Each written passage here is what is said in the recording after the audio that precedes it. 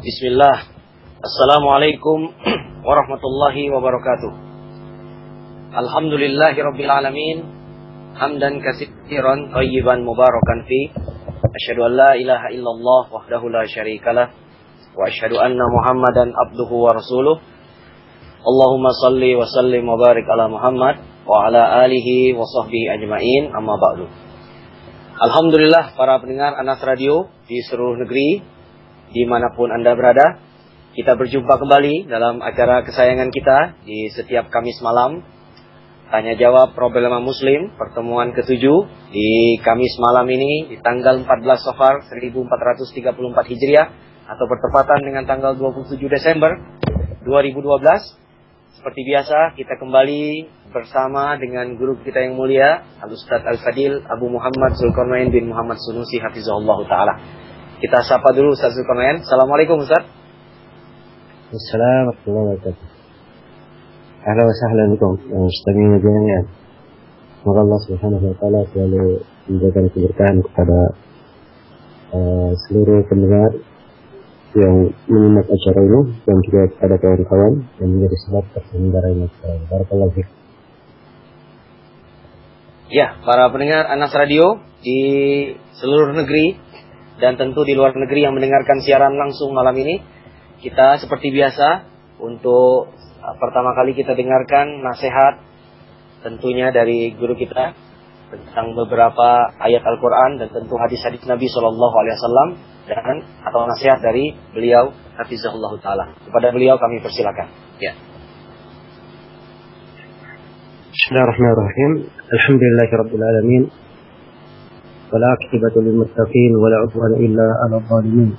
أشهد أن لا إله إلا الله وحده لا شريك له وأشهد أن محمدا عبده ورسوله سيد الأنبياء والمرسلين صلى الله عليه وعلى آله وصحبه ومن تبعهم بإحسان إلى يوم الدين. أما بعد. Para pendengar sekalian yang saya hormati dan saya muliakan, dalam sebuah hadis yang diriwayatkan oleh Ibnu Majah dan selainnya dari beberapa jalur riwayatan, hadis ini dihasankan oleh Syekh Al-Albani dengan beberapa pendukungnya dalam kitab beliau Silsilah Al-Ahadits As-Sahihah di nomor 106. Rasulullah sallallahu alaihi wasallam mengingatkan, Ya ma'asyaral muhajirin, khamsun idza butulitum bihinna wa a'udzu billahi an tudrikuhunna. Wahai sekalian kaum muhajirin, ada 5 perkara apabila kalian tertimpa dengannya, dan saya berlindung kepada Allah agar kalian tidak mendapatinya. Yang pertama kata beliau, lam tabharil fahishatu fi qaumin qad hatta yu'linu biha illa kashatihim at-ta'un wal awja'u allati lam takun madat fi asnatihim alladhina madaw. Yang pertama, tidaklah kekejian tampak pada suatu kaum, kemudian mereka melakukan kekejian itu secara terang-terangan, kecuali akan tersebar kepada mereka penyakit ta'un dan penyakit-penyakit yang belum pernah melanda pendahulu-pendahulu mereka yang terdahulu. Ini hal yang pertama disebutkan oleh Rasulullah SAW. Dari 5 perkara apabila terjadi pada umat manusia, pada kaum muslimin, maka mereka akan ditimpa dengan berbagai musibah ini. Dan Rasulullah SAW berlindung kepada Allah jangan sampai kita semua menjumpai hal ini. Tapi nasallallahu assalamu wal afiyah, semoga Allah Subhanahu wa taala memberikan kepada kita keselamatan dan afiat. Kita telah melihat banyak dari perkara yang menimpa manusia, padahal hal yang disebutkan oleh Rasulullah SAW dalam hadis ini. Yang pertama beliau terangkan, lam tabharil fahishatu fi qaumin qad hatta yu'linu biha illa fasha fihim at-ta'un wal awja'u allati lam takun madat fi aslafihim alladhina madaw. Tidaklah kekejian tampak pada suatu kaum, kemudian mereka melakukan kekejian itu secara terang-terangan, kecuali akan tersebar pada mereka penyakit taun dan penyakit-penyakit yang belum pernah melanda pendahulu-pendahulu mereka yang telah berlalu. Yang telah kita saksikan, berbagai kekejian dilakukan oleh manusia, dosa-dosa yang kadang tidak pernah terdengar sebelumnya terjadi di umat terdahulu. Dan kekejian-kekejian ini dulunya adalah perkara yang dianggap tabu, perkara yang memalukan. Apabila terjadi pada seorang, maka luar biasa rasa malunya terhadap manusia. Cuma naudzubillah, banyak dari kekejian tersebut terjadi di masa ini, dilakukan secara terang-terangan, bahkan dianggap sebagai adat istiadat, dianggap sebagai kemajuan, dianggap sebagai perkembangan.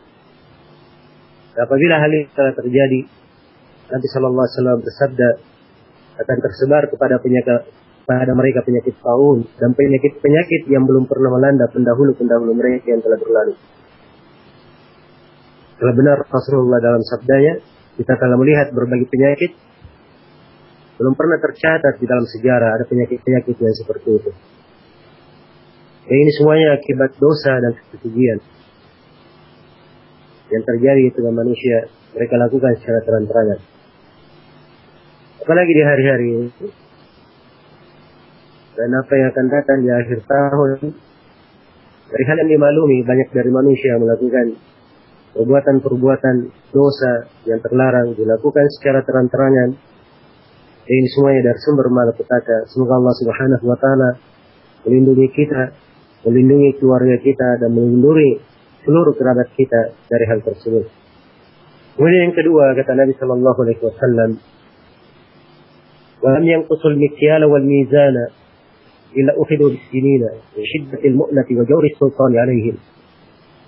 Kedua, tidaklah mereka mengurangi takaran dan timbangan, kecuali bahwa mereka akan ditimpa oleh kemarau yang panjang, krisis pangan, dan kesewenang-wenangan penguasa. Iya. Yang kedua ini juga bukan hal yang aneh di masa ini. Seorang datang ke pasar, lihat atau membeli barang.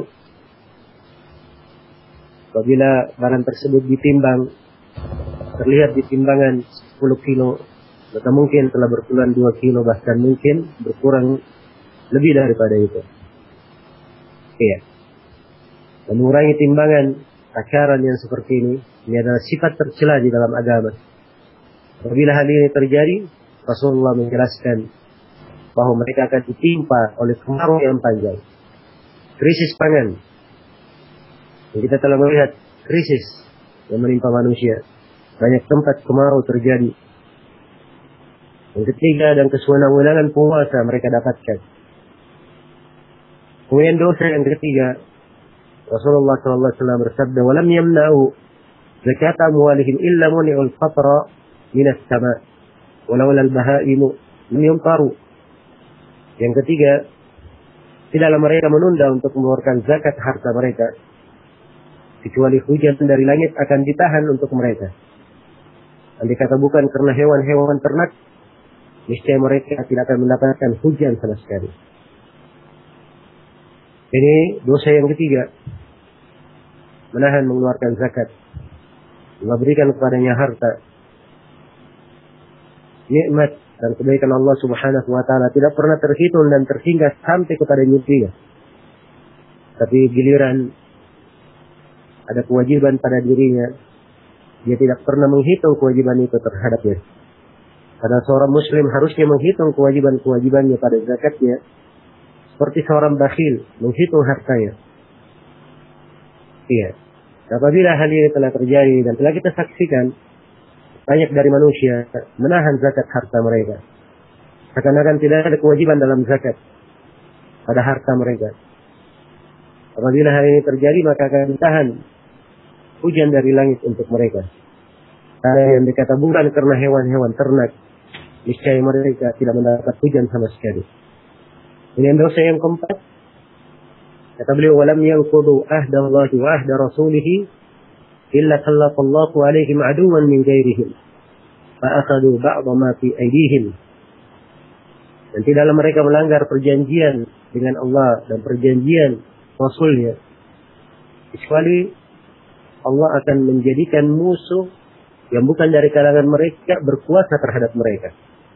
Kemudian para musuh itu mengambil sebagian harta yang berada di tangan mereka. Iya.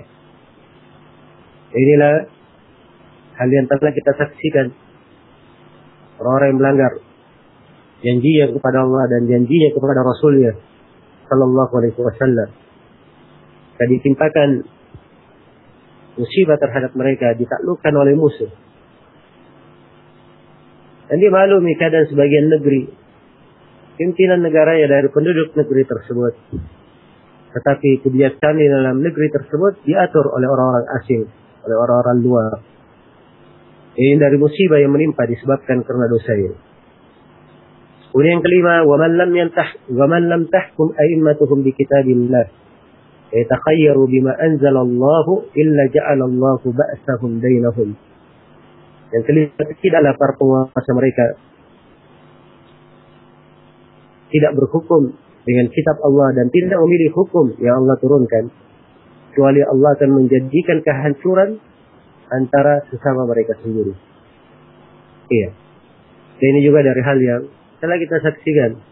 Banyak dari penguasa kaum muslimin tidak memperhatikan hukum Allah. Mereka lebih mengandalkan kepala mereka yang penuh dengan kekurangan. Lebih mengandalkan kelemahan mereka. Sehingga yang timbul adalah kekacauan, perselisihan, dan perusakan di tengah manusia. Jadi kata mereka berhukum dengan hukum Allah Subhanahu wa taala, pasti akan dapat kebaikan. Tapi yang terjadi adalah selain daripada itu. Karena itu Allah akan jadikan kehancuran mereka antara sama mereka sendiri, ribut-ribut antara sama mereka sendiri. Semoga Allah Subhanahu wa taala memberikan taufik kepada kaum muslimin dan muslimat untuk menjauhi dosa-dosa ini. Dan kita di hari-hari seperti ini banyak melihat kemungkaran-kemungkaran, apalagi di akhir tahun seperti ini. Semoga Allah Subhanahu wa taala selalu meneguhkan hati-hati kita di atas keimanan dan ketakwaan dan menjauhkan kita semua dari segala dosa dan kemaksiatan. Innahu waliyyu dzalika wal qadiru alaihi wa huwa jawwadul karim. Wallahu ta'ala. Silakan. Ya, alhamdulillahirabbil alamin. Baik Ustaz, sekarang kita masuk sesi pertanyaan para pendengar anak radio. Pertanyaan pertama dari Al-Ah Kurnianto Raharjo. Ini ditulis di Jawa Barat. Pertanyaannya Ustaz, apakah benar Nabi Muhammad SAW mencium batu hitam Hajar Aswad, salah satu dari 360 berhala, di mana di dalam Ka'bah yang 359 sudah dihancurkan, dan Umar segan melakukannya, tetapi karena Nabi melakukannya, dia juga mencium batu hitam itu dengan berat hati. Apakah mencium batu itu bukan mencium berhala, atau ada unsur kesyirikan di sini? Apakah benar? Ya, silakan Ustaz. Ya, barakallahu fikum. Pertama perlu diketahui bahwa Hajar Aswad telah syahid dalam sebagian hadis, dia adalah batu dari surga, kemudian diturunkan oleh Allah Subhanahu wa taala ke bumi ini, dan tadinya putih kemudian menjadi hitam oleh dosa-dosa manusia. Dia menciumnya, terdapat perintah syariat dari Allah Subhanahu wa taala dan ada di dalam ketentuan agama Nabi Ibrahim alaihi salam. Itu pula yang dilakukan oleh umat Islam di dalam agamanya. Allah Subhanahu wa taala telah berfirman pada Nabi Muhammad sallallahu alaihi wasallam, "Tsumma auhayna ilaika an ittabi' millata Ibrahim hanifan." Kemudian kami wahyukan kepada engkau, wahai Nabi Muhammad, untuk mengikuti agama Nabi Ibrahim yang lurus. Ya, dan salah satu dari agama Nabi Ibrahim adalah mencium Hajar Aswad ketika melakukan tawaf. Umar bin Khattab radhiyallahu taala anhu, ya, mencium Hajar Aswad bukan dengan hati yang berat, tapi beliau menciumnya karena taat kepada Allah dan Rasulnya.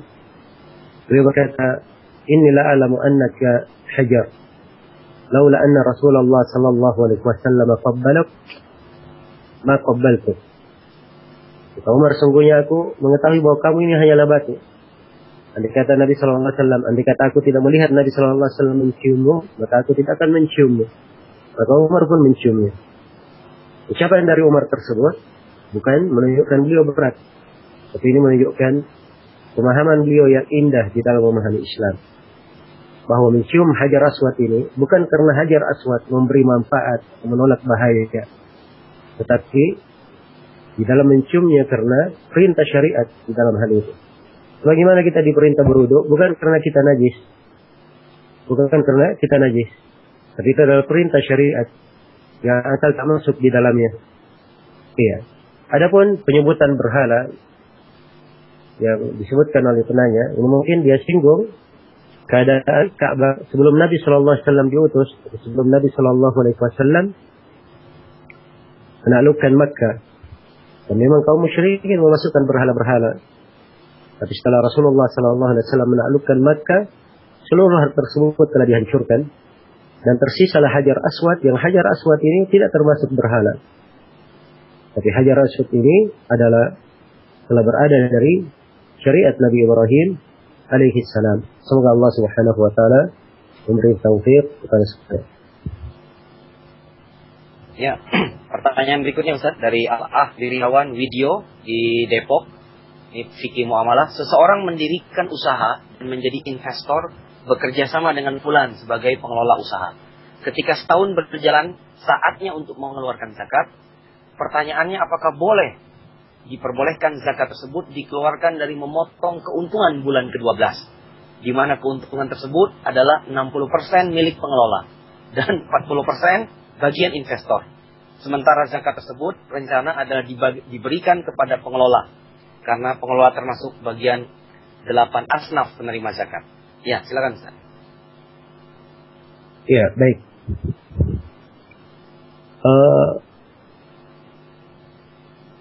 Gambaran yang disebutkan oleh anak penanya di sini tentang mendirikan usaha, kemudian dia bekerja sama dengan seseorang, atau seorang mendirikan usaha dan menjadi investor, dan dia bekerja sama dengan seorang sebagai pengelola usaha. Jadi ada dua pihak di sini, satu pihak investor dan satu pihak pengelola usaha. Iya. Kemudian yang ditanyakan tentang mengeluarkan zakat, dan zakat ini perjanjian keuntungannya 60% untuk pengelola dan 40% untuk investor. Iya. Sementara yang ditanyakan bagaimana zakat itu diserahkan kepada pengelola sendiri. Jawabannya bahwa ini adalah hal yang tidak diperbolehkan. Walaupun si pengelola itu dia termasuk orang yang miskin, ya, tapi di dalam bentuk usaha, investor dan pengelola adalah dua orang yang bersyirikat dalam usaha. Walaupun investor dia pemilik duit, tapi pengelola dia memiliki andil dari sisi tenaga. Ya. Dan ini disebut sebagai syarikat, kesyirikatan di dalam usaha. Nah, hasil keuntungan di akhir tahun memang dikeluarkan zakatnya 2,5%, dan zakat itu diberikan kepada 8 asnaf. Tidak boleh diberikan kepada pengelola, sebab pengelola adalah pemilik usaha, terhitung dari pemilik usaha. Ya, wallahu ta'ala alam. Ya, pertanyaan berikut dari Al-Ah Abu Zikro di Makassar. Ketika safar dan mendapati sholat Jumat, kita boleh meninggalkan sholat duhur kemudian dijamak dengan sholat asar. Bolehkah Ustaz? Silakan.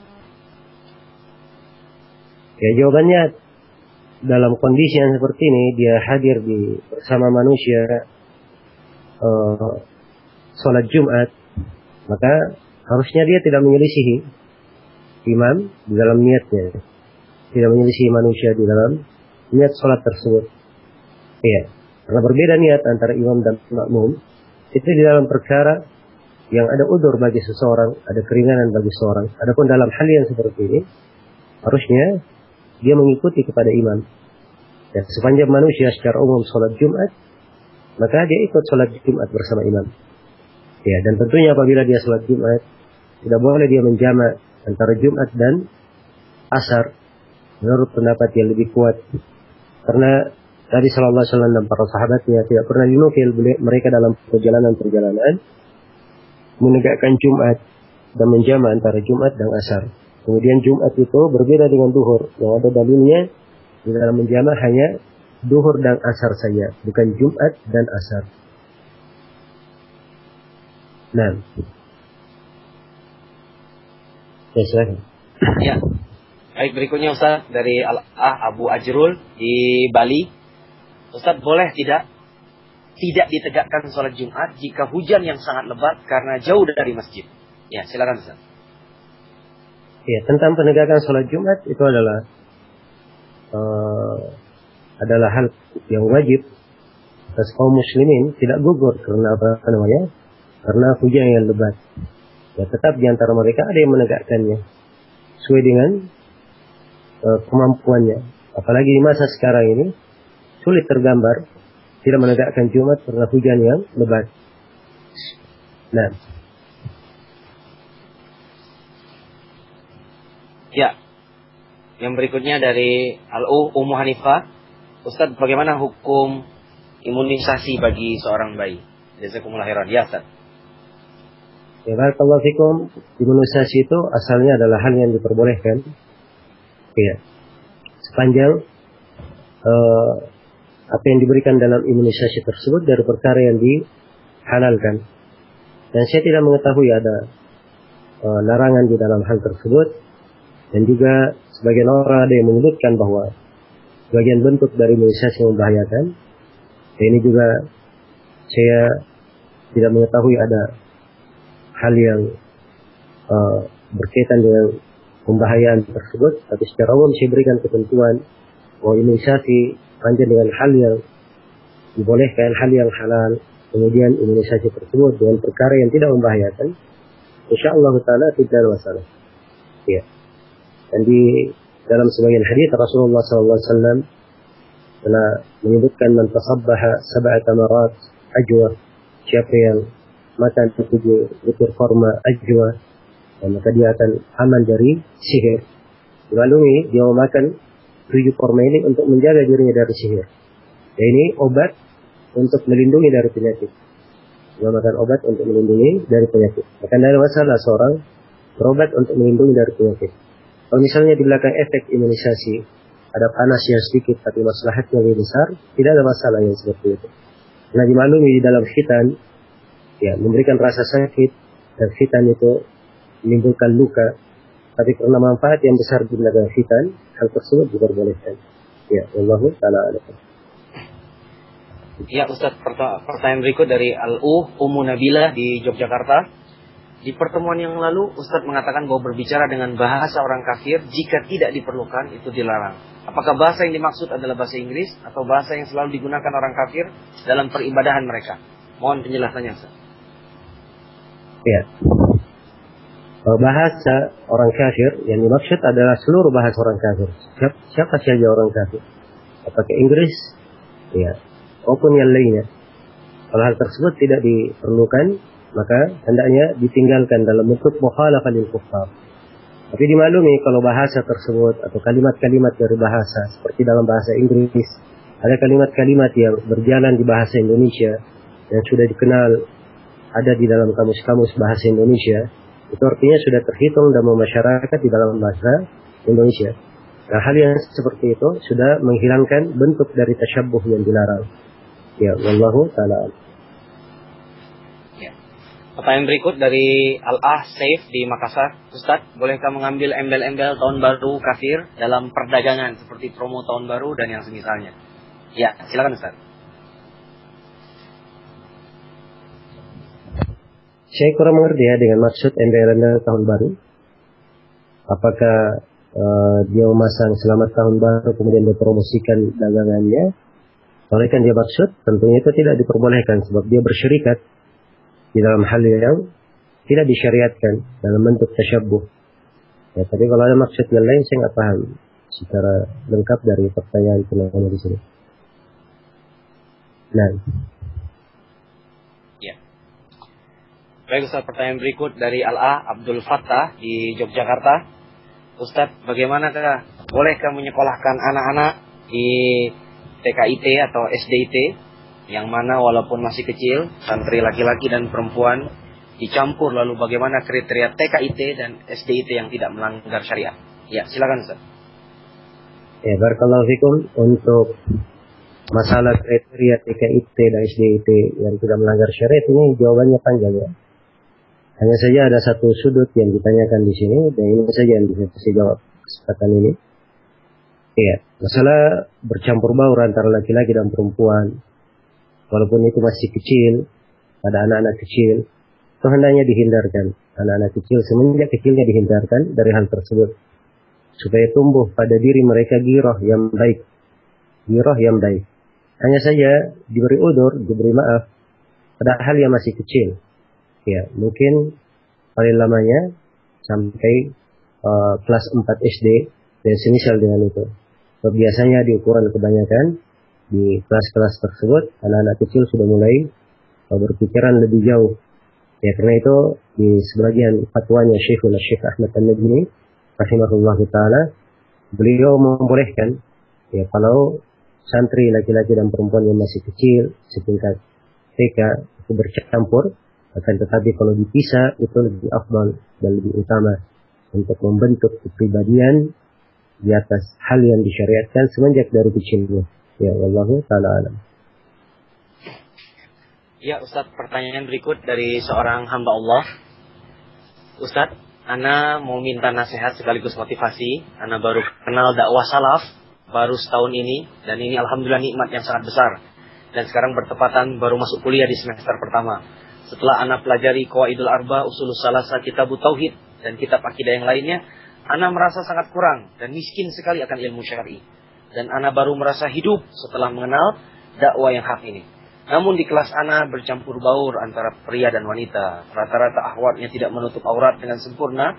Selain itu tugas yang begitu banyak dan memakan waktu menyulitkan ana untuk mengikuti majelis taklim dan mendengarkan kajian. Apa nasihat Ustaz yang harus ana lakukan? Ya, silakan Ustaz. Ya, barakallahu fikum. Sebenarnya ini kendala banyak dialami oleh sejumlah dari ikhwan yang kuliah. Namun secara umum saya ingatkan bahwa seorang mengenal hidayah, mengenal jalan as-salaf, yang mengenal tuntunan Al-Quran dan As-Sunnah sesuai dengan apa yang dipahami oleh Rasulullah SAW dan para sahabatnya, itu adalah nikmat yang besar. Adalah nikmat yang besar. Karena itu hendaknya kita bersyukur pada Allah Subhanahu wa taala akan nikmat tersebut. Dan dari kesyukuran adalah kita menjaga nikmat itu agar supaya kita tidak dipalingkan dari nikmat tersebut. Ya, tidak dipalingkan dari nikmat tersebut. Dan keberadaan seorang berada di sebuah universitas, di tempat kuliah bercampur baur antara laki-laki dan perempuan, itu adalah hal yang diharamkan di dalam syariat kita. Rasulullah SAW bersabda, "Iyyakum wad-dukhul 'alan nisa." Hati-hati kalian masuk menjumpai perempuan. Dan Rasulullah, bahkan Allah Subhanahu wa taala dalam Al-Quran memerintah para sahabat apabila ada keperluan pada ibu-ibu kaum mukminin, yaitu para istri Nabi sallallahu alaihi wasallam, agar supaya mereka meminta dari belakang hijab. Allah firman, "Wa idza sa'altumuhunna mata'an fas'aluhunna min wara'i hijab." Apabila kalian meminta kepada mereka suatu mata, maka mintalah pada mereka dari belakang hijab. Dan banyaklah dalil yang menunjukkan tidak bolehnya bercampur baur antara laki-laki dan perempuan di tempat yang dikumpulkan dalam suatu ruangan tertutup. Ya, semoga Allah Subhanahu wa taala memberikan keistiqomahan kepada kita untuk menghindari hal tersebut. Siapa yang mampu menghindarinya, itulah yang paling afdal. Dan siapa yang terpaksa oleh kondisi, dia tidak mampu untuk keluar dari hal tersebut, hendaknya jadi bertakwa kepada Allah Subhanahu wa taala sesuai dengan kemampuannya. Dan juga saya ingatkan bahwa siapa yang selalu ingin menjaga kebaikan agamanya dan dia berusaha untuk melakukan hal tersebut, berusaha meninggalkan apa yang dibenci oleh Allah Subhanahu wa taala, walaupun dia berkorban dengan hal tersebut, yakinlah bahwa Allah Subhanahu wa taala tidak akan menelantarkannya. Innahu may yattaqi wa yasbir fa inna Allaha la yudhi'u ajra al-muhsinin. Sungguhnya barang siapa yang bertakwa dan bersabar, sungguhnya Allah tidak menelantarkan pahala orang-orang yang berbuat baik. Semoga Allah Subhanahu wa taala memberikan taufik kepada semuanya. Ya, Ustaz, pertanyaan berikutnya dari Al-Ahrangga. Bismillah. Ustaz, ana mau bertanya, bagaimana hukum membuka usaha pengiriman barang?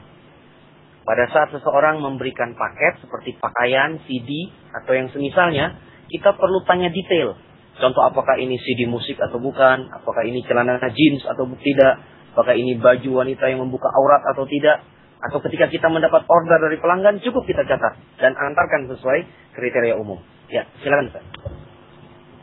Ya, di dalam hal yang seperti ini, seorang tidak dituntut untuk bertanya secara mendetail apakah ini CD musik atau tidak, celana jeans atau tidak, dan seterusnya. Ya, sebab ini dari perkara-perkara berlebihan. Perkara-perkara berlebihan dan akan membawa seorang kepada berjelek sangka. Ya, dan hal yang seperti ini tidak dituntut pada seorang. Seorang hanya memandang perkara yang zahirnya. Rasulullah SAW hanya memerintah kita mengambil yang zahir. Dan kata beliau, ya, ini lam u'mar li'unaqqiba quluban nas. Sungguhnya aku tidak diperintah untuk membelah hati-hati manusia. Karena itu cukup dia mengambil kriteria umum. Dia cukup hanya bertanya, ini isinya apa?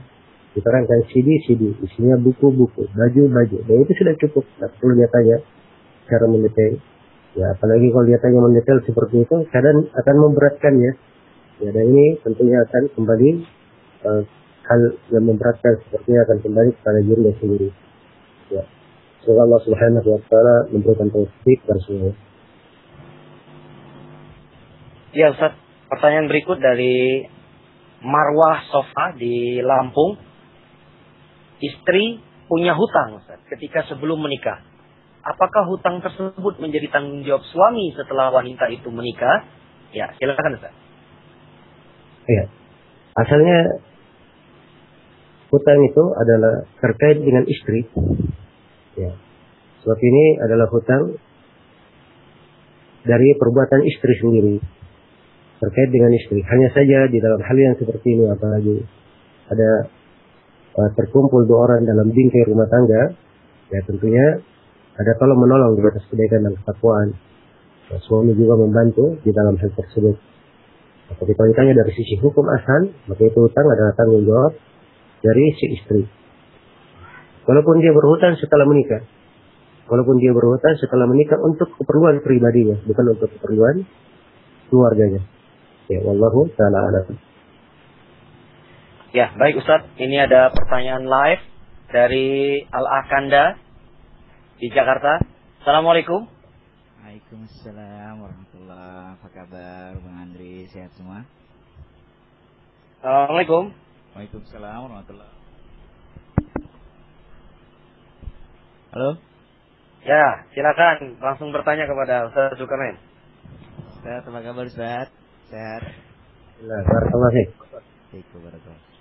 Ini Ustaz mau tanya yang itu apa? Kisahnya Umar beserta para sahabat di kitab Fiqhul Adiyah wal Azkar yang menemukan jasad Nabi Daniel Ustaz. Itu kalau boleh tahu dalam rangka apa para sahabat menuju ke kota itu, terus faedah apa dari kisahnya itu ya? Kasih jazakallahu khair. Pertama, untuk kisah ini perlu dirinci ya secara itu. Maksudnya saya perlu menghadirkan bagaimana atau kelengkapan dari kisah tersebut. Dan saya sendiri nggak menghadirkan, ya, dari isi kisah tersebut apa yang apa yang dimaksud. Ya. Jadi mungkin kalau disebutkan oleh penanya bagaimana tentang hal tersebut secara umum, mungkin bisa diterangkan. Yang baik ini saya baru buka di kitab fikih Al-Adiyah wal Azkar yang disebut oleh penanya tadi, dan disebutkan di sini riwayat ya dari Abul Aliyah. Kemudian dikatakan bahwa tatkala mereka telah memperoleh kemenangan menaklukkan Kustur, mereka mendapatkan di rumah Hormuzan sebuah tempat tidur seorang yang mati, dan di kepalanya ada mushaf. Kami ambil mushaf tersebut dan dibawa kepada Umar radhiyallahu anhu. Umar memanggil Ka'ab al-Akhbar, kemudian ditulis dengan bahasa Arab. Ya. Maka kata Abul Aliyah, aku adalah orang Arab yang paling tahu membacanya. Aku baca seperti apa yang aku baca di Al-Quran. Ya. Maka aku yang meriwayatkan dari Abul Aliyah, yaitu Khalid bin Dinar. Ya. Meriwayatkan dari Abul Aliyah, Khalid bin Dinar bertanya kepada Abul Aliyah, apa yang ada dalamnya? Beliau syirah kalian dan berperkara-perkara kalian. Ya. Dan apa yang akan terjadi setelah itu? Kemudian Khalid bin Dinar bertanya, apa yang kalian lakukan pada orang itu? Kata beliau, kami menggali sungai, ya, 13 kubur yang kami menggali pada sungai 13 kubur yang terpecah-pecah atau terpisah-pisah. Lalu pada malam harinya kami kubur Daniel tersebut, ya. Kemudian kami ratakan kuburnya agar supaya tidak digali oleh manusia. Nah, baik. Maka disebutkan di situ di kelanjutan kemudian ada Daniel, ya, yang disebutkan ya kapan dia mati, katanya sejak 300 tahun. Dan seterusnya. Dari Ibnu Katsir menyebutkan acaranya di kitab Bidayah wan Nihayah, dan Ibnu Katsir berkata sanadnya sahih. Ya. Ini oleh penulis dibawakan di dalam bukunya kitab Al-Adiyah wal Azkar, hanya ingin menunjukkan tentang bagaimana istimewa as-salaf dan perhatian as-salaf dan kehati-hatian mereka yang sangat besar di dalam hal ini, menjaga kuburan menjaga orang-orang yang salih agar supaya apalagi dari peninggalan sebelumnya, agar supaya tidak menjadi pengantar kepada pintu kesyirikan. Ya. Yang jelas di sebatas hal tersebut di penunjukan kisah itu adalah perkara yang bagus. Ibnu Katsir rahimahullah mengatakan sanadnya sahih pada Abul Aliyah. Ya. Pada Abul Aliyah. Dan saya sendiri enggak menghadirkan sekarang apakah Abul Aliyah ini mendengar dari mendapati masa Umar bin Khattab atau tidak, dia berjumpa dengan Umar bin Khattab atau tidak, menghadiri kisah itu atau tidak, ini perlu diperiksa. Kemudian saya lihat di sini penulis mengatakan bahwa Muhammad bin Ishaq dalam magazinnya meriwayatkan Al-Khalid bin Dinar, dan dilalui bahwa Muhammad bin Ishaq bin Yasar adalah seorang mudallis, tidak diterima kalau dia memakai perkataan. Sebenarnya saya sendiri dalam masalah asar ini perlu pada pembahasan, tapi mana yang bagus, ya. Kembali kepada suatu pokok penting di dalam syariat kita, yaitu menutup segala pintu yang bisa mengantar kepada kesyirikan. Menutup segala pintu yang bisa mengantar kepada kesyirikan. Semoga Allah Subhanahu wa taala memberi taufik kepada semua. Ya, jazakallahu khairan Al-Ahkanda Jakarta. Baik, pertanyaan yang berikutnya Ustaz dari Al-Sardiman Halim di email @yahoo.com. Ustaz, apakah ada dalil yang sahih tentang sholat tasbih? Ya, silakan Ustaz. Ya, baik, tentang sholat tasbih ada beberapa hadis yang menjelaskan tentang hal tersebut. Hadis-hadis ini adalah letak silam pendapat di kalangan para ulama tentang keabsahannya. Apakah hadisnya sahih atau tidak? Ini ada beberapa pendapat di kalangan para ulama dalam hal tersebut. Ya. Dan yang benarnya di dalam sholat tasbih ini, wallahu taala alam, bahwa hadisnya adalah hadis yang sahih, hadis paling tidak hasan, bisa dihasankan dari seluruh jalan-jalannya.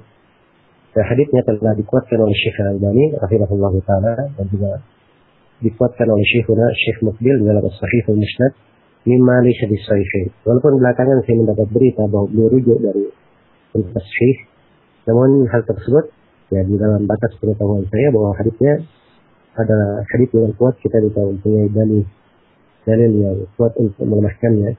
Apalagi hadis ini telah disahihkan oleh 20 orang imam kaum muslimin dari imam ahli hadis sehingga dahulu hingga hari ini. Ya, karena itu salat tasbih adalah salat yang disyariatkan, hanya saja dia bukan salat sunnah muakkadah.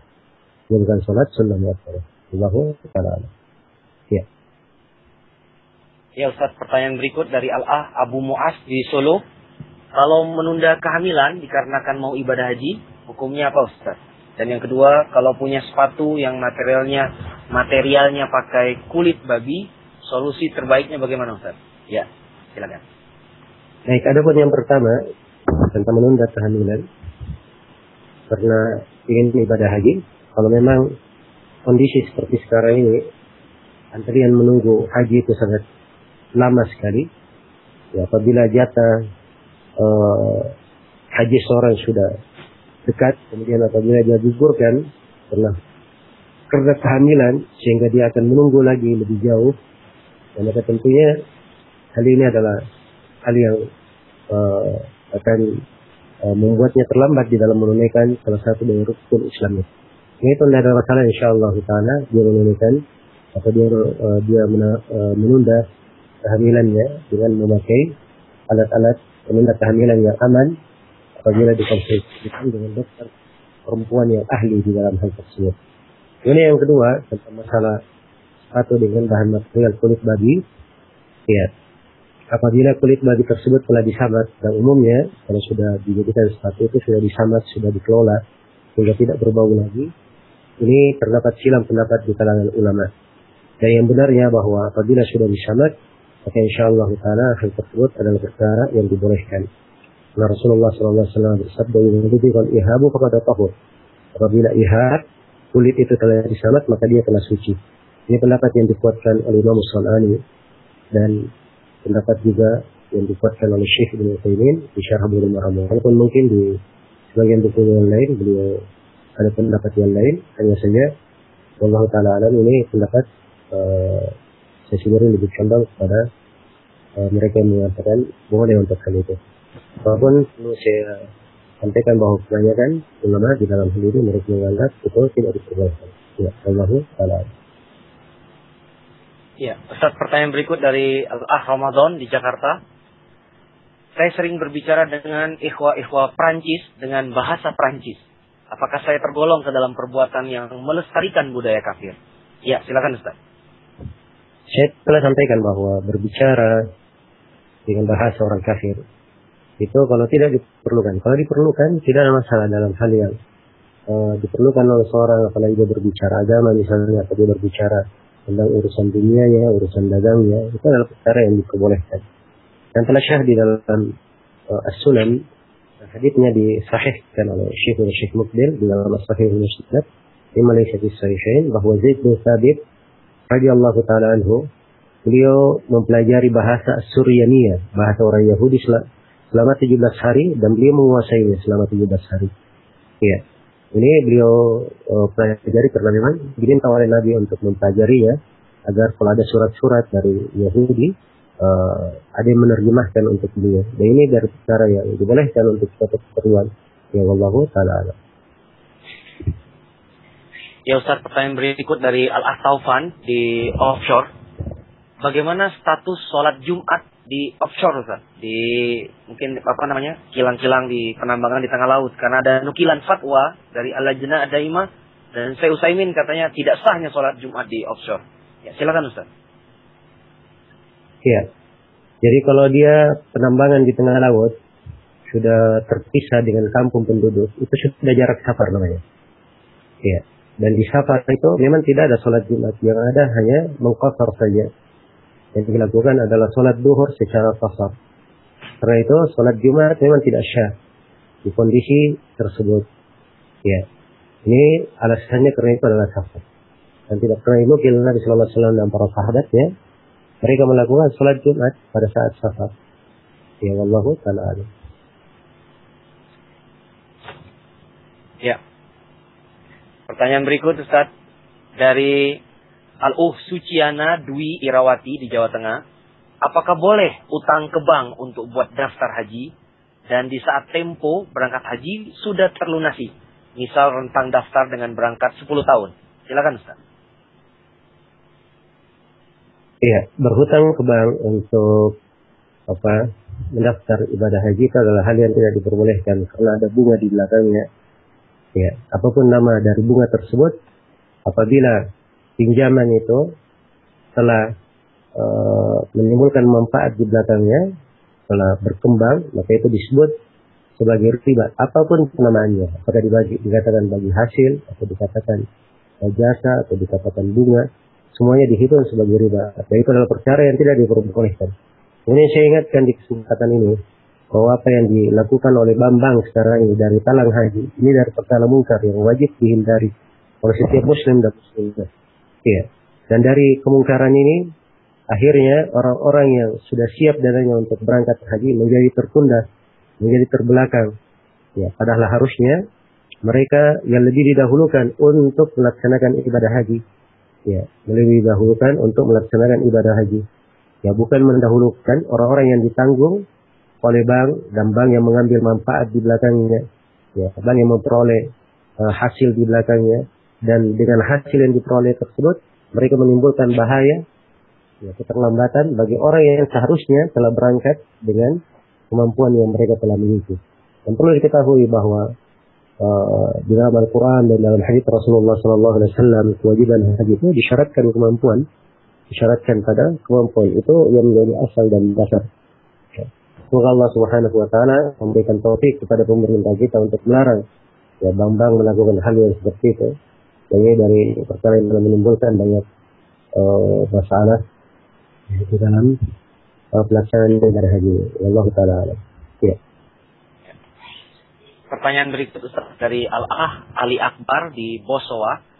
Ana mau tanya Ustaz terkait bayi yang baru lahir tersebut diazani telinganya, kemudian ari-arinya ditanam. Apakah benar hal ini ada tuntutannya Ustaz? Ya, silakan. Ya, barakallahu fikum. Ini ada dua hal. Yang pertama tentang mengadani bayi. Ya, memang ada sebagian hadits yang mengatakan bahwa kalau bayi itu lahir diadani di sebelah kanannya, telinga kanannya, dan di iqamati di telinga sebelah kirinya. Namun hadits ini adalah hadits yang lemah. Dulu Syekh Al-Albani memang pernah menguatkannya, namun setelah itu merujuk dari hal tersebut. Ya, itu yang lebih benar insyaallah taala. Karena itu tidak disyariatkan untuk mengadani pada bayi tersebut. Ya, bagi orang tua yang dia boleh mentahdik anaknya, mengingatkan untuk dia korma, ya, agar supaya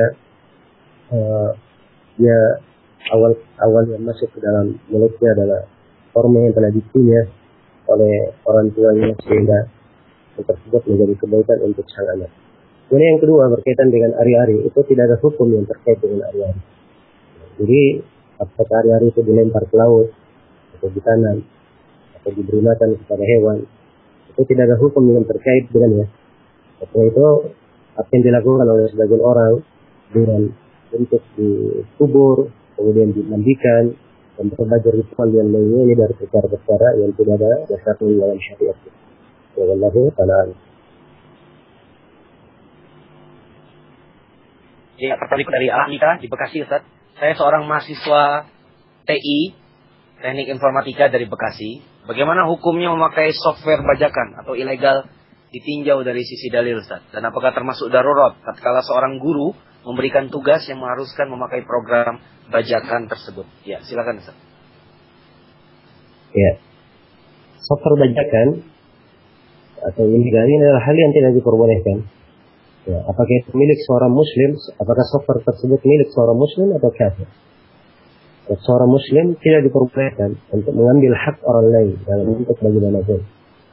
Ya. Kecuali kalau pemilik software memberikan izin, boleh untuk mengcopy, boleh untuk menggandakan, atau hal tersebut sudah berjalan dan pemilik software sendiri tidak mengingkari, itu adalah perkara yang tidak ada masalah. Hanya saja kalau software itu terjaga dan kalau pemiliknya punya hak cipta lalu digandakan, maka ini bentuk dari mencuri hak orang lain dan memaklumi ketentuan dosa di dalam. Ini yang kedua, kalau guru memerintah untuk melakukan perbuatan dosa yang seperti ini tidak diperbolehkan untuk mengikutinya. Ya, karena tidak ada ketaatan dalam hal yang bermaksiat. Dan seorang apabila di kondisi yang seperti ini dia bertakwa kepada Allah Subhanahu wa taala sesuai dengan kemampuannya. Allah mastata'tum, bertakwalah kalian kepada Allah sesuai dengan kemampuan kalian. Semoga Allah Subhanahu wa taala memberi taufik kepada semuanya. Ya Ustaz, pertanyaan berikut dari Al-Ah Yahya di Surabaya. Ustaz, bagaimana cara metode dalam menasihati saudara-saudara kita yang berakidah sufi dan masih banyak syubhat di dalamnya? Ya, silakan Ustaz. Ya, barakallahu fikum. Yang pertama, seorang wajib untuk mengikhlaskan niatnya pada segala amalan yang akan dia lakukan. Bahwa dalam hal tersebut adalah untuk kebaikan bagi saudaranya dan juga untuk ketinggian dalam agama, untuk ketinggian agama Allah Subhanahu wa taala. Kemudian yang kedua, seorang berdoa kepada Allah Subhanahu wa taala agar diberi taufik di dalam hal tersebut dan saudara-saudaranya diberi hidayah. Kemudian yang ketiga, diingatkan kepada mereka supaya kembali kepada dasar di dalam agama ini, yaitu berpegang kepada Al-Quran dan Sunnah Rasulullah Sallallahu Alaihi Wasallam. Ya, ini di antara pokok solusi dan penyelesaian di dalam hal ini. Sebab orang yang tidak ingin kembali kepada jalan Al-Quran dan Sunnah Rasulullah Sallallahu Alaihi Wasallam yang mengandalkan perasaan apa yang dia dapatkan, ini adalah sebab yang menyeret kaum sufi jatuh di dalam berbagai penyimpangan. Kemudian yang ketiga, diarahkan mereka untuk memahami agama ini sesuai dengan jalan para sahabat, ya, sesuai dengan jalan Nabi Sallallahu Alaihi Wasallam dan para sahabatnya. Sebab itulah jalan keselamatan. Ya, itulah jalan keselamatan. Dan Allah Subhanahu wa taala berfirman, "Wa man yushaqiqir rasula min ba'di ma tabayyana lahu al-huda wa yattabi' ghayra sabilil mu'minin nuwallihi ma tawalla wa nuslihi jahannam wa sa'at masira." Karena siapa yang durhaka kepada Rasul setelah tampak jelas baginya petunjuk dan mengikuti jalan selain jalan kaum mukminin, maka kami akan membiarkan dia larut di dalam kesesatannya dan kami akan masukkannya ke dalam neraka jahannam dan pada sejelek-jelek kembali. Semoga Allah Subhanahu wa taala memberikan taufik kepada semuanya. Nah.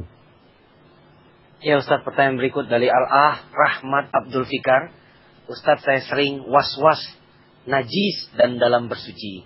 Bagaimana solusinya Ustaz? Ya. Ya. Yang pertama, seorang wajib mengetahui bahwa syaitan itu ingin menyesatkan manusia. Dan salah satu dari kegiatan pokok syaitan adalah memberikan was-was pada manusia. Ya, karena itu Nabi Adam alaihissalam diberi was-was oleh iblis agar supaya bisa disesatkan. Ya. Dan kita juga di surah An-Nas perintah untuk berlindung dari was-was yang disusupkan oleh syaitan ini. Was-was ini adalah salah satu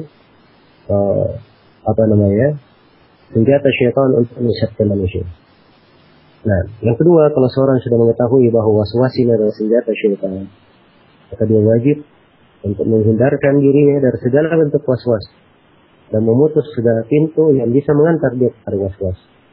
Memutus segala pintu yang bisa mengantar dia kepada was-was.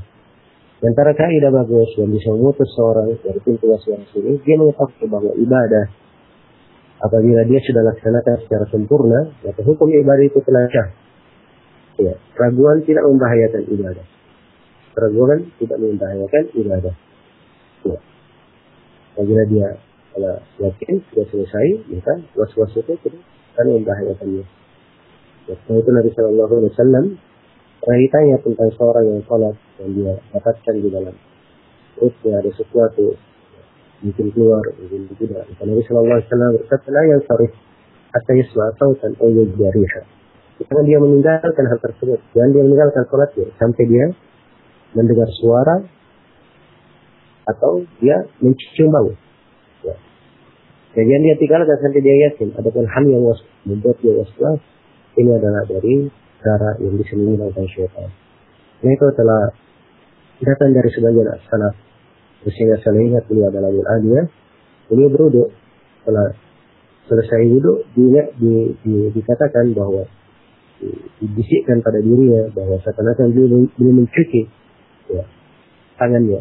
Beliau berkata pada dirinya, yubayyinatu alal mustahil wa meniru alaman awfar. Hendaknya orang yang mengaku bahwa kurang, hendaknya dia membawakan bukti.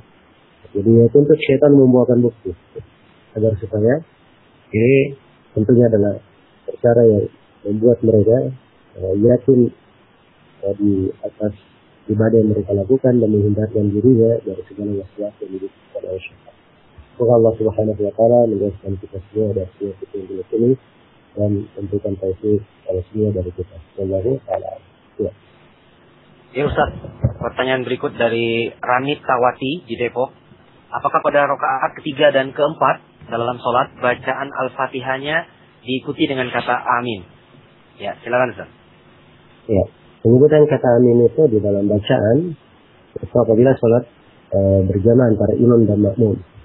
Karena itu Rasulullah SAW berkata, "Jika qala al-imam amin, faqulu amin." Apabila imam berkata amin, maka katakanlah amin. Ya. Karena itu di bacaan Al-Fatihah ini dia cukup membaca Al-Fatihah saja dan tidak mesti dia mengaminkannya untuk bacanya sendiri. Adapun di bacaan pertama dan kedua, ya, seorang imam mengaminkan dan difoto oleh makmumnya. Wallahu ta'ala. Ya. Ya. Berikutnya Ustaz dari Al-Afadli, saya mau tanya, makanan siap saji contohnya Pizza Hut, Kentucky merupakan produk orang kafir. Ada yang menyebutkan sedikit hasil penjualnya untuk membantu agama Yahudi. Apakah kita berdosa makan makanan siap saji tersebut? Silakan Ustaz. Ya, barakallahu fikum. Yang pertama yang dilihat pada makanan adalah kehalalannya dan kebolehannya. Hanya dia adalah halal, tidak ada dalil yang melarang untuk hal tersebut. Ya. Ada pun masalah memboikot. Seorang boleh aja memboikot pada dirinya. Dia tidak senang makan makanan produk Amerika. Dia tidak senang makan produk Australia. Tidak senang makan produk Denmark. Ya. Jelaskan itu urusan pribadi. Tapi memberikan seruan umum kepada manusia tidak boleh memakan tersebut, itu bukan wewenangnya. Ya, karena boikot dari sisi umum untuk produk yang seperti ini bukan wewenang pribadi, tapi wewenang orang per orang. Ya, kalau disuruhkan boikot pada produk orang-orang tersebut, ya apa bahaya yang ditimbulkan untuk mereka? Justru hal itu akan menambah tersohornya produk-produk mereka, karena sebagian orang yang membicarakannya. Yang itu saya nasihatkan kepada setiap muslim dan muslimah. Ya, apabila dia bersikap sesuai dengan tuntunan syariat, bukan hanya dibangun di atas kemarahan saja, dan juga bukan dibangun di atas perkara yang tidak memiliki landasan yang kuat, ya, sehingga dia kadang terjatuh di dalam mengharamkan apa yang dihalalkan oleh Allah Subhanahu wa taala. Kalau pemerintah melarang dan menyuruhkan untuk memboikot produk tersebut, itu kita boikot. Tapi kalau mereka tidak melarang, maka asalnya ya di dalam produk itu kalau dia adalah produk yang halal tidak ada masalah untuk digunakan. Ya, kalau seorang yang ingin memboikotnya secara pribadi tidak ada masalah, itu boikot secara pribadi, urusan pribadi. Wallahu ta'ala. Ya, pertanyaan berikut Ustaz dari luar negeri, dari Al-Mansuro di Korea Selatan. Yang pertama, apakah boleh sholat dengan menutup lubang telinga dikarenakan kerasnya suara musik? Dan yang kedua, berapa jumlah minimal Ustaz bisa ditegakkannya sholat Jumat? Ya, silakan Ustaz. Barakallahu fikum. Adapun yang pertama tentang menutup telinga supaya tidak mendengar suara musik, itu boleh saja. Bahkan itu dari hal yang dengannya akan sempurna kewajibannya. Hal yang dengannya akan sempurna kewajibannya. Nah, ini tentunya kalau di sholat sendirian. Adapun kalau dia sholat berjamaah, ini tentunya tidak akan terlaksana sholat berjamaah itu, kecuali kalau si imam mendengar suara makmum dan si makmum mendengar suara imam. Iya, baik. Ini diperlukan untuk dia mendengar dan tidak menutup lubang telinganya. Jadi kalau dia sholat sendiri itu insya Allah taala tidak ada masalah dari hal yang membantu dia untuk menyempurnakan sholatnya khusyuk di dalam sholat. Kemudian pertanyaan yang kedua tentang berapa jumlah minimal yang untuk sholat Jumat. Yang benarnya bahwa tidak ada jumlah minimal seperti yang dilakukan yang dikatakan oleh sebagian ulama bahwa jumlahnya harus 40 dan semisal dengan itu. Ya. Dalam sholat Jumat, ya, kalau hal tersebut ingin ditegakkan, di antara 2 orang juga adalah hal yang diperbolehkan. Di antara 3 orang adalah hal yang diperbolehkan. Karena Nabi Sallallahu Alaihi Wasallam bersabda, "Idza uqimatis shalah fali'addil lakum ahadukum wa liya'ummakum akbarukum." Apabila telah ditegakkan sholat, maka apabila telah masuk waktu sholat, maka hendaknya salah seorang dari kalian adzan dan salah seorang dari kalian mengimami kalian. Ini kalimat salah seorang dari kalian ini menunjukkan jumlah jumlah dan jumlah jamak, dan jumlah jamak itu kalau sedikit ya 3. Jadi kalau ada 3 orang insya Allah taala itu sudah cukup. Ya, dan ini di atas dibangun dari pendapat yang paling kuat di kalangan para ulama. Wallahu taala. Ya. Ya, baik Ustaz. Pertanyaan berikut dari Al-Ah Irfan di Solo. Apakah seseorang yang berbuat syirik akbar dan dia mati belum bertaubat bisa diampuni Allah Subhanahu wa taala dan masuk surga dengan masyiahnya? Bagaimana kaitan sifat masyiah dengan sifat adil bagi Allah Subhanahu wa taala? Ya Ustaz.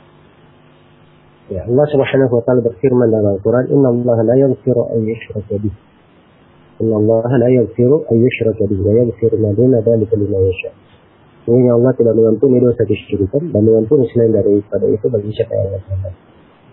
Siapa yang mati dalam keadaan berbuat syirik akbar belum bertobat darinya, ini tidak diampuni dosanya. Tidak diampuni dosanya. Dan tentunya kalau tidak diampuni dosanya, dia tidak akan masuk surga. Adapun yang masuk surga itu dengan masyiah Allah itu pelaku dosa selain dosa kesyirikan. Dari kelanjutan ayat, wa yaghfiru ma duna dzalika liman yasha. Allah mengampuni apa yang selain kesyirikan itu bagi siapa yang Allah kehendaki. Ini kembali kepada kehendak Allah Subhanahu wa taala. Nah, dan kehendak Allah Subhanahu wa taala adalah sesuai dengan keadilannya. Apa yang Allah kehendaki, maka itulah yang keadilan di sisi Allah Subhanahu wa taala. Kalau Allah menyiksa seseorang, itu adalah dari keadilan Allah Subhanahu wa taala karena dosa orang itu juga.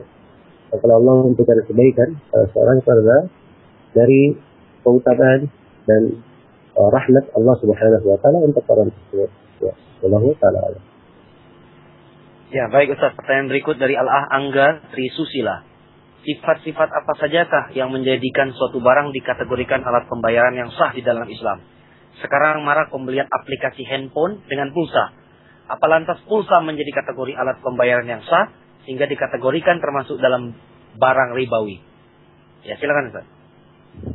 Ya, ini sebenarnya untuk pertanyaan sifat-sifat apa saja yang menjadikan suatu barang dikategorikan alat pembayaran yang syah dalam Islam, ini pembahasan luas ya untuk diuraikan. Ya, di sini contoh kasusnya saja yang kita bahas.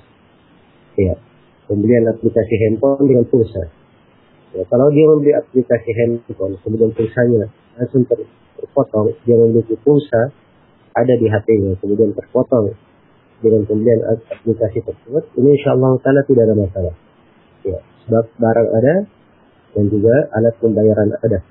Dan keberadaannya langsung dipotong, itu seakan-akan adalah bentuk transaksi dan saling kontan. Oke, seperti ini tidak ada masalah insyaallah taala dan juga bukan unsur riba. Bukan unsur riba. Ya.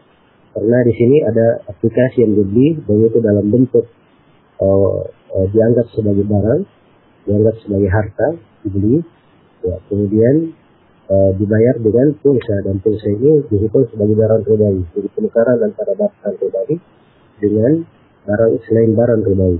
Ini bukan hal yang bersifat sudah. Ya. Wallahu taala a'lam. Nah. Ya Ustaz, pertanyaan berikut dari Al-Ah Abu Abdillah di Makassar. Bagaimana hukum orang tua yang menguburkan bayinya yang meninggal pada hari kedua tanpa dimandikan dan tanpa disolati karena orang tua belum paham dalilnya? Ya, silakan Ustaz. Iya. Apabila sudah terjadi hal yang seperti itu, apa yang telah berlalu di kondisi yang seperti ini sudah berlalu. Sebab kalau digali lagi, Dan apabila kejadian sudah berlalu, ini tentunya akan menimbulkan banyak kesulitan. Maka hal yang seperti ini lagi dibangun di atas ketidakpahaman. Allah Subhanahu wa taala mengampuni orang-orang yang melakukan sesuatu tanpa ilmu di dalam hal tersebut. Nah, dan telah datang dalil yang menunjukkan bahwa orang yang jahil itu dimaafkan di dalam hal tersebut. Banyak dalil yang menunjukkan tentang itu. Semoga Allah Subhanahu wa taala menganugerahkan kepada kita semua ilmu yang bermanfaat dan mengajarkan kepada kita semua apa yang kita ketahui. Wallahu a'lam. Baik. Pertanyaan berikutnya Ustaz dari Al-A Abu Ayyas di Cipayung. Ustaz, bila seseorang menyelisihi satu saja pokok usul akidah, bisa mengeluarkan dia dari ahlus sunnah, bahkan diwajibkan untuk dijauhkan. Bagaimana dengan para imam dan ulama yang diketahui ada beberapa kesalahan dalam hal akidah, tapi sampai akhir hayatnya mereka tetap disebut sebagai ulama? Mohon penjelasannya Ustaz. Ya, ini pertanyaan global ya dari Al-Abu Ayyas tentang siapa ulama tersebut, apa jenis kesalahan yang dia lakukan. Ya, sebab usul yang kadang sebagian ulama ada ternukil dari kesalahan dalam usul, tapi di belakang kesalahan tersebut ada perkara-perkara yang mengitarinya, ada syubhat, kemudian ada takwil. Ya, ini hal-hal yang merupakan udzur baginya, tidak dibid'ahkan karena hal tersebut. Berikan udzur bagi mereka. Bagaimana Imam Nawawi, Al-Hafidz Ibnu Hajar, mereka jatuh di dalam sebagian kesalahan berkaitan dengan asma wa sifat. Tapi hal ini bersamaan dengan itu para ulama kita tidak menyatakan mereka sebagai ahlul bidah. Karena mereka berijtihad di dalam masalah tersebut, ya, dan mereka keliru di dalam hal tersebut bukan karena disengaja, dan bukan karena hawa nafsu. Adapun orang yang sudah jelas dia menyelisihi suatu asal dari usul ahli sunnah kalau tidak terhadap hujjah, ini yang dikatakan sebagai orang yang keluar dari ahli sunnah wal jamaah. Wallahu a'lam. Ya, Ustadz, ini dari saudara Jihan di Bima, Nusa Tenggara Barat. Bagaimana cara kita bertaubat dari dosa maksiat?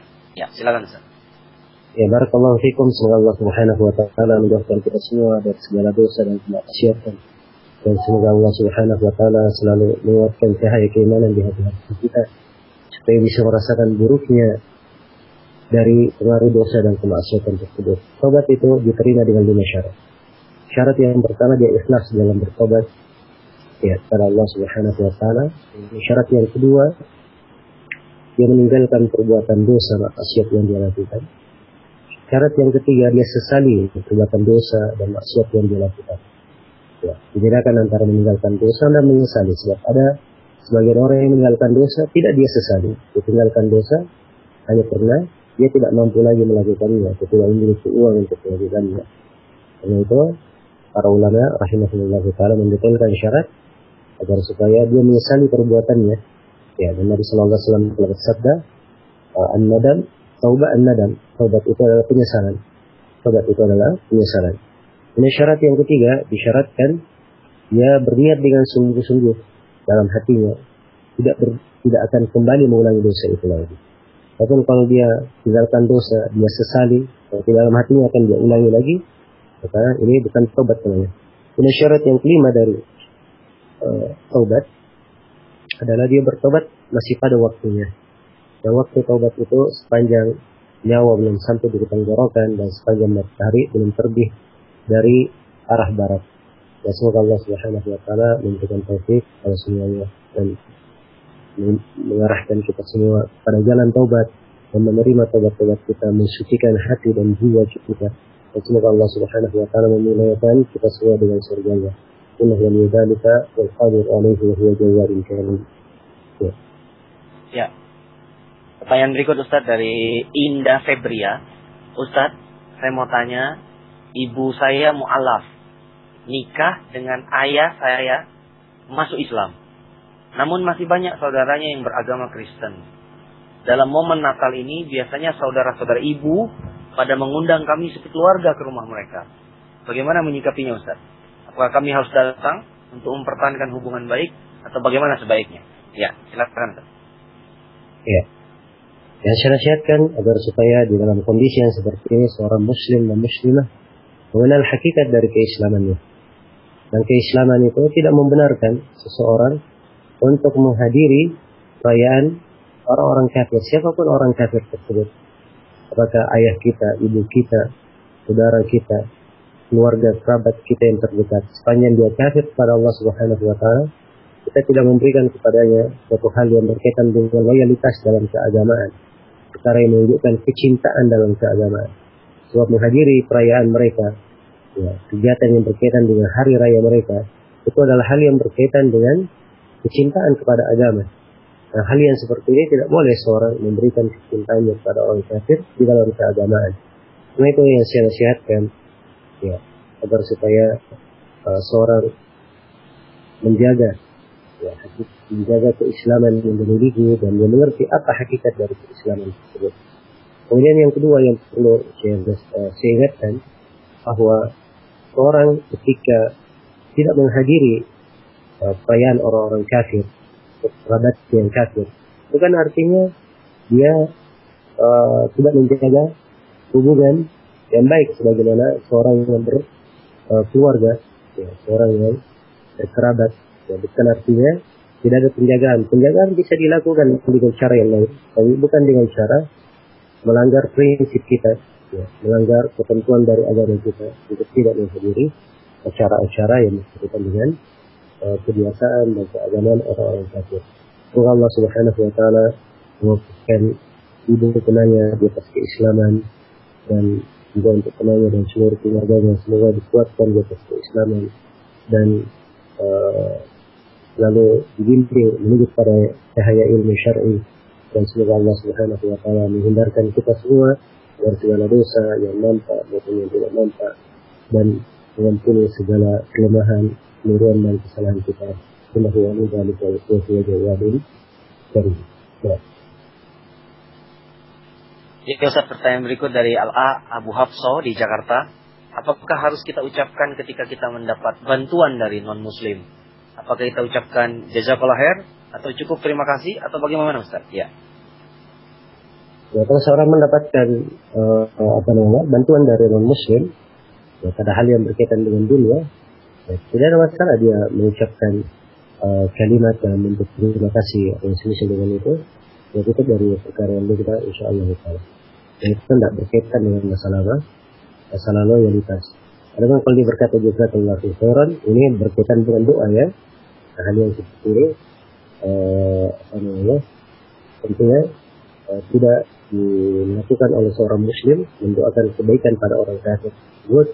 Padahal orang kafir itu sendiri tidak diterima amalannya. Kalau dia doakan supaya kafir ini mendapat hidayah, ya, diberi petunjuk kepada Islam, itu tidak ada masalah. Ya.